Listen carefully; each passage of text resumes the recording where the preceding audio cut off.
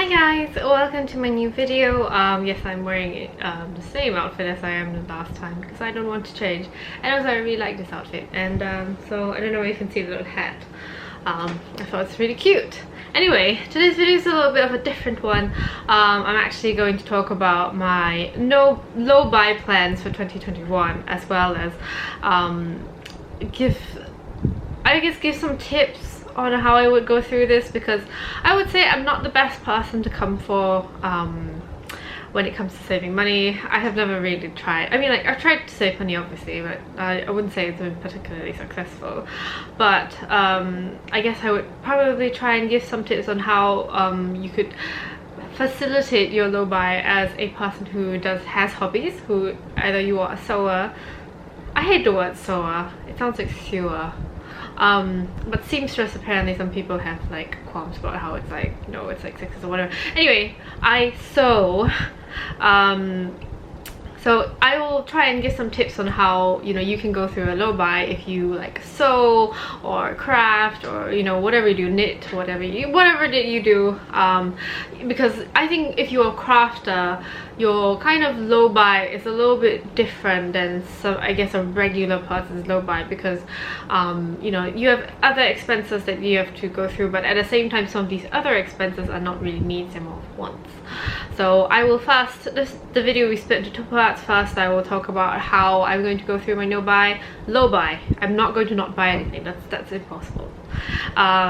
How I will be going through my low buy, and then after that I will give some tips that will probably hopefully help you and help me as well. So I've been just kind of, these are some of the things I've written down after looking at like what other people have said, and also like people who actually do know buys, and also like my experience on like how it is to, you know, economize or whatever. So for me, I guess I'll explain why I want to do a low buy.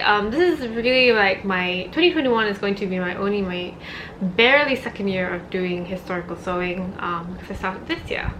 But I think that I've actually made quite a lot in 2020. So I think in 2021, what I really want to do is kind of just take my time with more of my projects.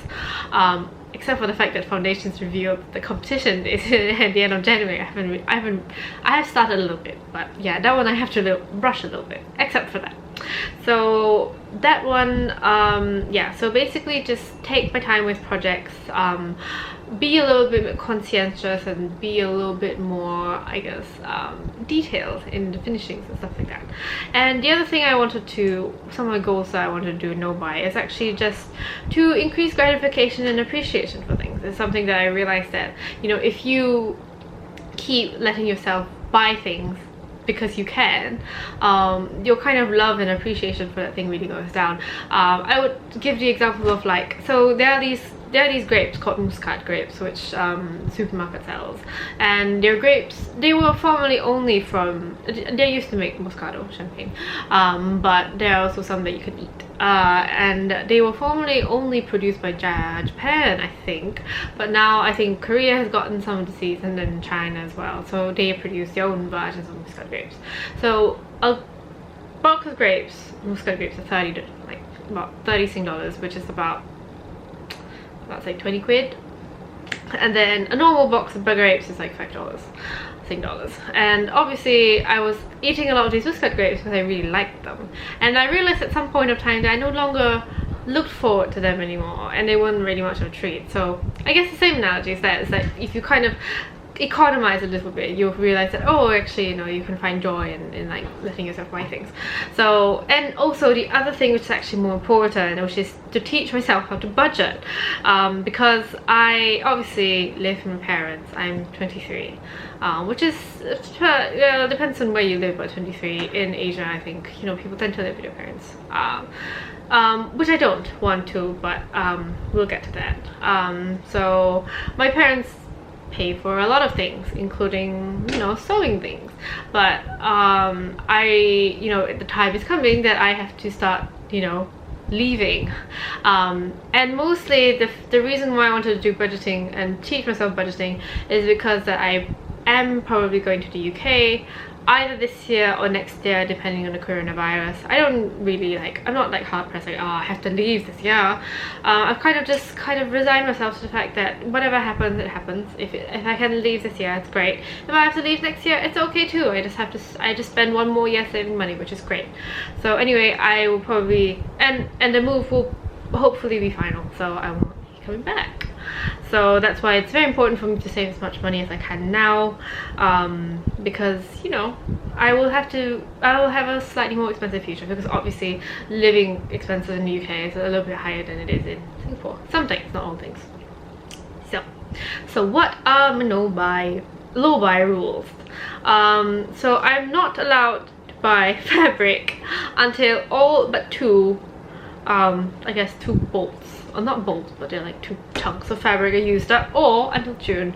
So I'm hoping to get some of my projects done and use most of the fabric, and then when it comes to the last 2, so I give myself 2 because I always think you need a bit of wiggle room, because like some projects you just don't want to do at a time and there's no point forcing yourself.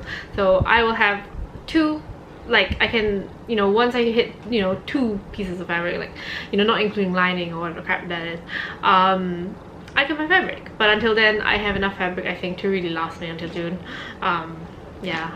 So, okay, and then the other thing would be classes. So I take a lot of language classes, and I'm also currently doing horse riding, which is not cheap.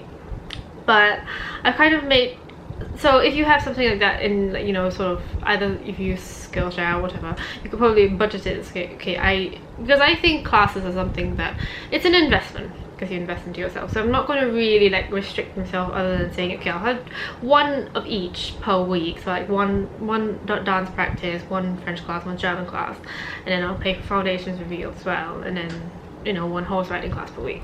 But that one is a bit more loosely done. So, but I have a no-buy list. So my no-buy list are books, new makeup, new clothes, musical things, and random shit from Etsy. That's exactly what I wrote, because that is, and also eating out, except for birthdays. For not for my birthday, but my friends' birthdays.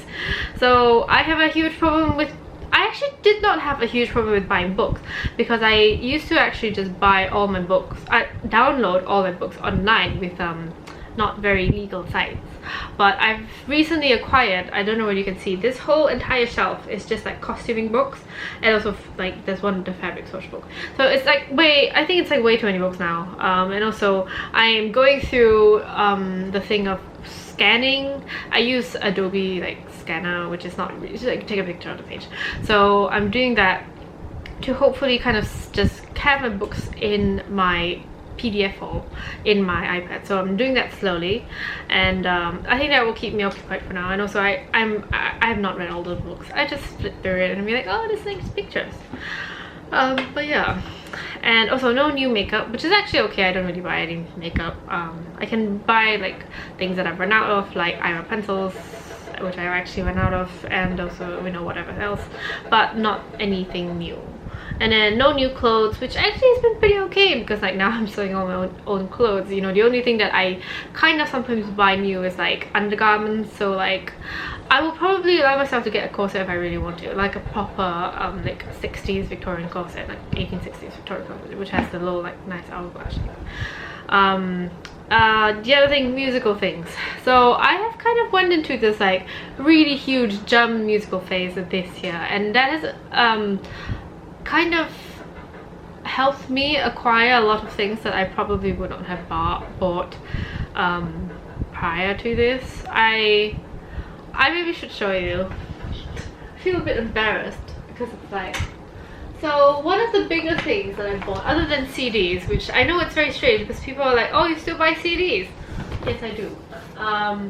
One of the things that I'm most happiest about is this book.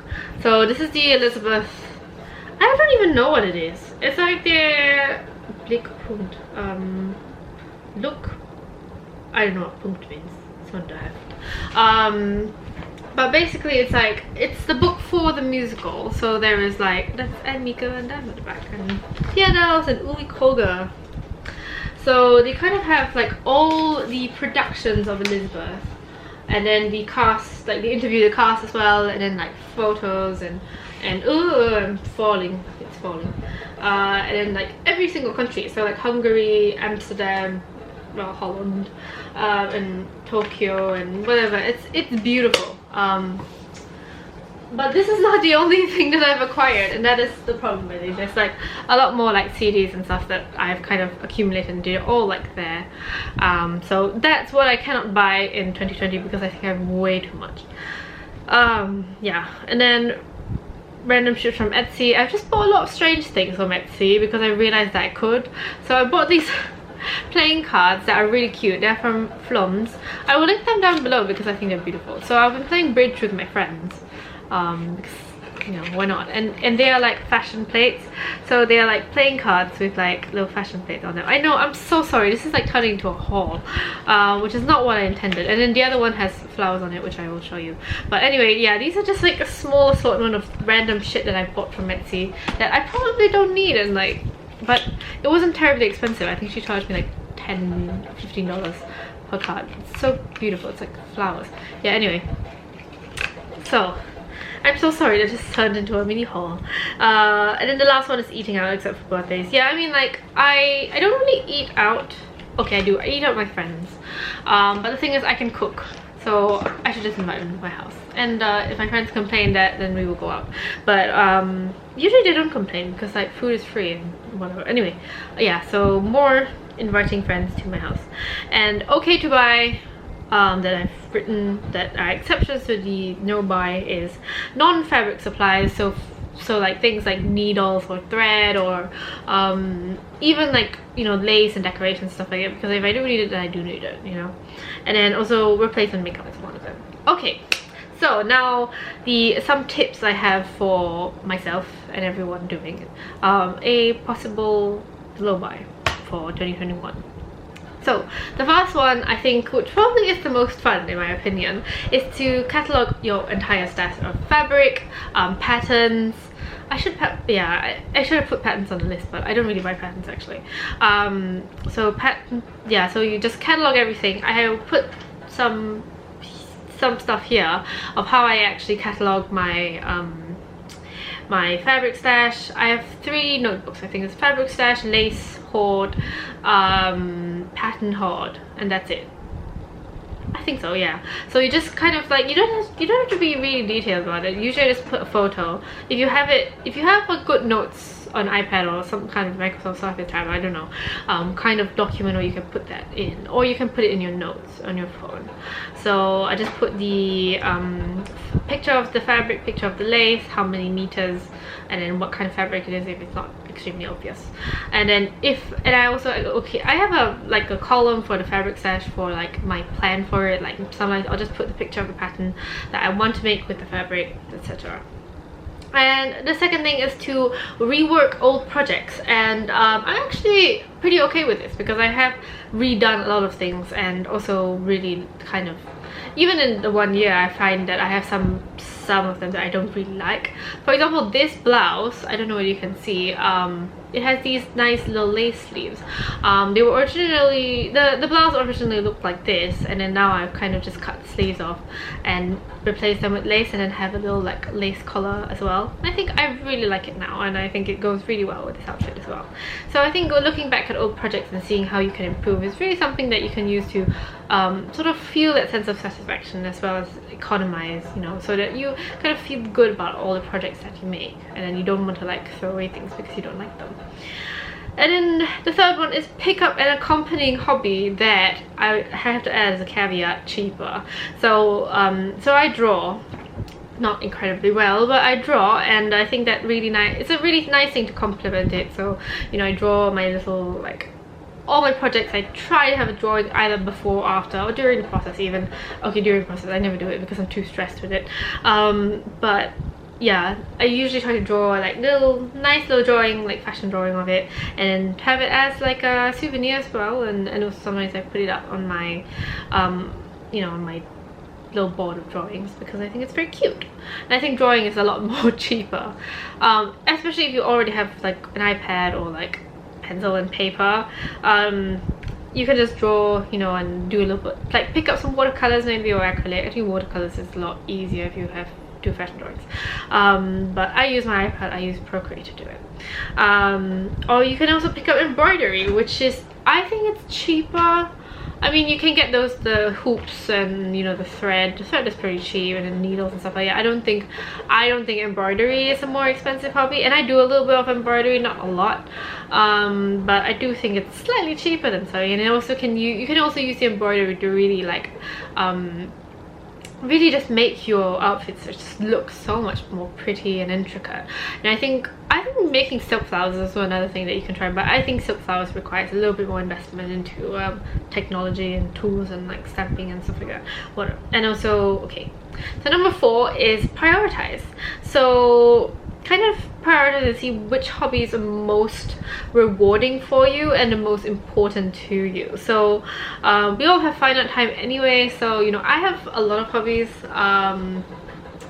and I like painting and drawing. I do like miniatures, like clay, and what we polymer clay. I should put a little slideshow here. Okay, I'll put a little slideshow here of all the hobbies that I have, or you can check out my portfolio. I usually put them there because it's for me as well. Sometimes I forget what I do. And you know, what else I have? Drawing, painting, yeah, and then, you know, horse riding, dancing, whatever. So I think what you have to do, and what I have to do as well, and what I have done, is prioritize which hobbies are most important to you. And you know, you can, the thing is with hobbies is that you can always get back to it at some point of time, and you know, you kind of have to see, okay, at this point of time, what is most useful and what would be most effective to me and the hobby that I pick up. So you know, now that I really want to do horse riding, I've decided to give up like going to dance classes for a while, also because I've just like knocked my shoulder and now it's really painful because I fell off a horse last week. But it's fine, I went to the doctor today, there's no practice. So you know, I've kind of chilled on dancing a little bit. I'll still go for dance practice, but for now I'm just going to do horse riding a lot more, because I think I really need it, because like I probably don't see myself going for a holiday, at least for the next 6 months, because of the current situation. So I think it's nice to be out in the greenery and just learn. I think I really love horses.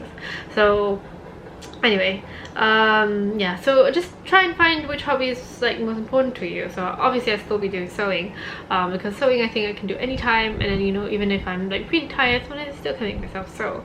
So you have to, I kind of have like, you know, hobbies that, you know, you can do when you're kind of, you know, not really in a good mood, or hobbies that you want to that will challenge you, or hobbies that will also challenge you physically as well. So I think having some form of exercise is really good. So I still go to the gym, that, you know, that sort of thing.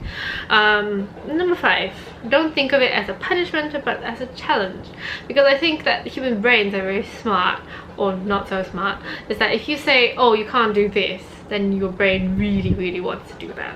So I've tried to tell myself, look, it's just a challenge, it's to teach you, you know, how to budget, save money and all that.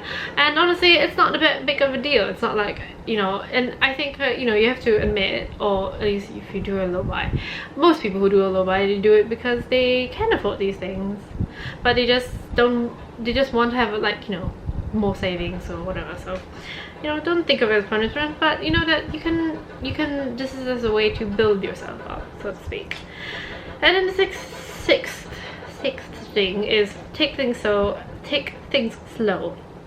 So as I said at the beginning, just, you know, be more detailed, learn like beading or embroidery, do little details, and then like just take things slow and enjoy the process. I think, you know, don't be so hurried to make things, as I was very hurried to make things when I just started, because I was like, I don't have any clothes, you know. But now that I have enough clothes, I think I've actually reasonably slowed down a little bit, slowed down enough to realize that ironing is actually really useful, because I did not iron anything for the first 6 months when I was sewing. So iron your things. And the 7th thing that I will say is limit social media, which actually is my biggest advice for 2020, and is the most useful, okay, second most useful thing that I've done and picked up in 2020, because the first most useful thing that I picked up in 2020 was sewing.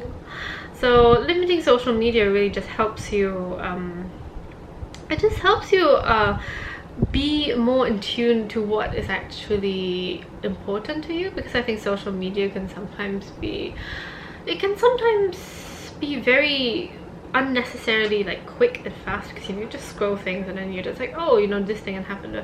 Actually, you know, sometimes things aren't as important as social media puts it. And you know, I just felt when you see things online and you see a snapshot of one person's day and you see like, oh, they're having so much fun, or oh, they just bought something new, but you don't know how they feel, you know, and whatever their life is, you have to, you know, you may not necessarily want it. It's just that you see it on social media and you think that, oh, that must be brilliant, but actually, yeah. So I think limiting social media is great. I mean, social media is good, you know, it's brought people together, and you know, it's helped people find community, but at the same time sometimes that can like bite back at you, I guess. And you know, it's just, I think taking a step back can allow you to just, I think, look more inwardly into yourself. And it's never a selfish thing to look more inwardly in yourself, because you have to figure out what you actually want and not what other people want that you may feel that you need. But it's really just something that, you know, what is most important to you, what are some of your personal goals and stuff like that. So thank you, and that is all that I have for you guys. And I hope 2020 was at least okay. I know it's, you know, whatever, but I hope it was at least okay for you, and I hope 2021 will be a better year for us all. Thank you.